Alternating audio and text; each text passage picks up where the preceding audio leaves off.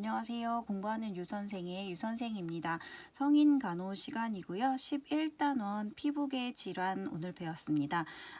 피부는 생각보다 그렇게 문제 많이 출제되지는 않더라고요. 그래서 문항수도 조금 적고 그렇지만 또 언제 어디서 문제가 나올지 모르기 때문에 저희는 이제 조금씩 복습 같이 해보도록 하겠습니다. 피부의 구조와 기능 우선 배웠습니다. 피부는 표피와 진피, 그 다음에 피하 조직으로 이제 이루어져 있어요. 가장 바깥이 표피, 그 다음이 진피, 피하 조직, 그 다음에 근육과 뼈로 되어 있다는 거, 이 구성 그 순서는 반드시 알아두셔야 됩니다. 그리고 피부의 기능도 중요한데요.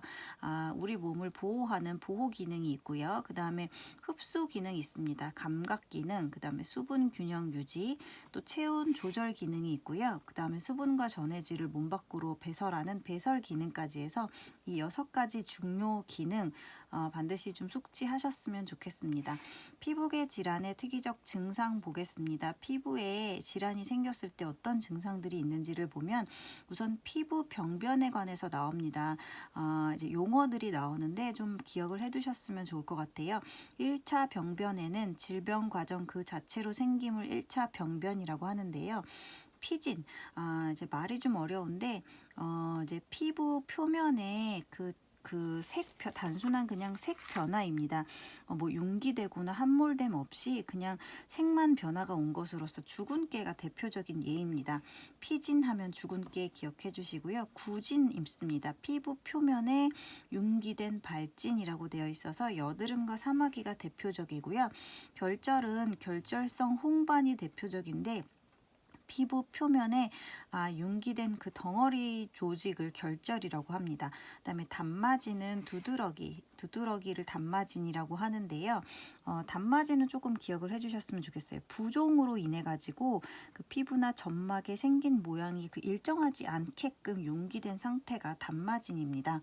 그래서 부종으로 윤기된 그 불규칙한 상태가 단마진이라는 거 기억하시고요. 또 소수포나 대수포가 있습니다. 그 안에 장액이 고여서 윤기된 상태인데 그 지름이 작으면 소수포고 1cm 이상이면 대수포라고 합니다.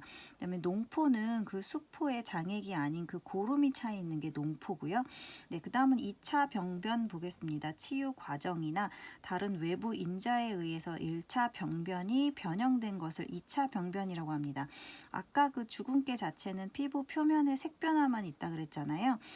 근데 이 그 백반 그 반점은 피부 표면에 그 색깔 변화가 있고 그다음에 윤기나 함몰은 없는 상태입니다. 그래서 피진하고 약간 비슷한데요. 그 피부 표면의 색 변화해가지고 백반이 대표적인 예입니다. 인설은 흔히 말하는 각질 건선 같은 건데요.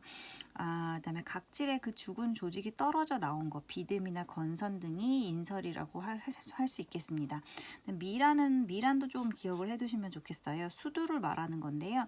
수포가 터져가지고 그 함몰이 된 습한 피부 상태, 예를 들면 수두 후에 그 상처, 그런 것들을 미란이라고 하겠습니다.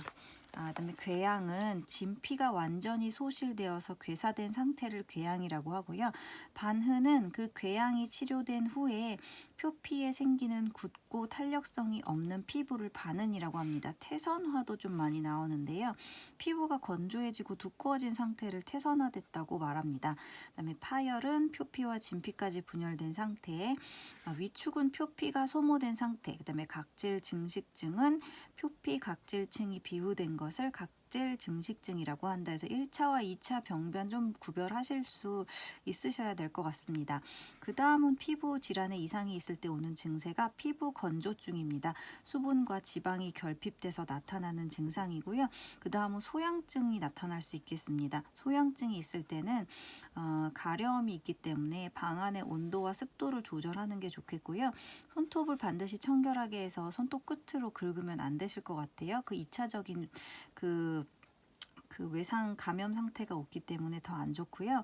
그 다음에 치료적인 목욕을 해줄 수 있겠습니다. 전분이나 증조 목욕이 대표적이겠죠. 그 다음에 간지럽지 않게 하기 위해서 칼라민 로션을 발라줄 수도 있고요. 그 다음에 열이 가해지는 것보다는 차가운 게 가해지는 게 아무래도 그 혈관이 그 위축이 돼가지고 간지러움을 좀 덜 해줄 수 있기 때문에 냉스포를 사용하는 것도 좋은 방법이겠습니다. 그럼 이러한 피부계에 관련된 질환은 어떤 것이 있는지 한번 보겠습니다. 접촉성 피부염 많이 들어보셨죠? 단순 화학 물질에 반복 접촉해서 그 물질에 과민화되었을 때 나타나는 게 접촉성 피부염입니다. 피부 발적이나 부종, 수포, 소양증 등이 나타나는 게 대표적이고요. 또 아토피성 피부염은 많이 아시니까 재발이 잦은 가려움을 동반한 만성 피부 습진 질환입니다. 심한 가려움과 피부 건조, 태선화가 되는 특징을 가지고 있습니다.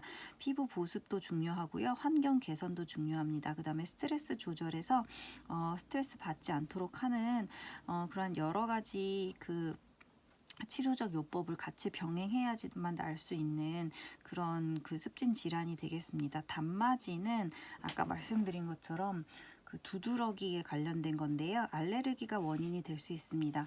농가진 보겠습니다. 농가진은 피부 병소가 그 농이 차 있잖아요. 피부 병소가 있는 동안에는 그 안에 전염성이 있기 때문에 2차적으로 옮지 않도록 조심해야 되고요. 손 씻기나 분비물 소각, 수건이나 식기 분리를 반드시 해주는 게 좋겠습니다.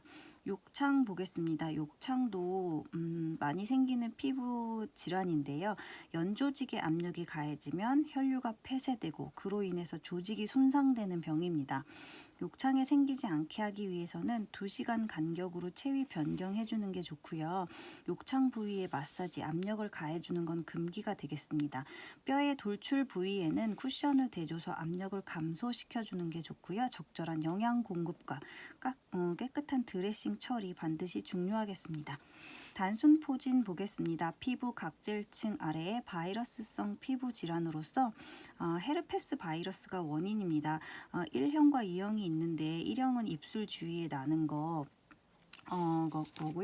그다음에 2형은 이제 그 성기 위주로 이제 나타나는 게 그 감염이 되는 게 2형입니다. 주로 여기서 말하는 건 1형인데요.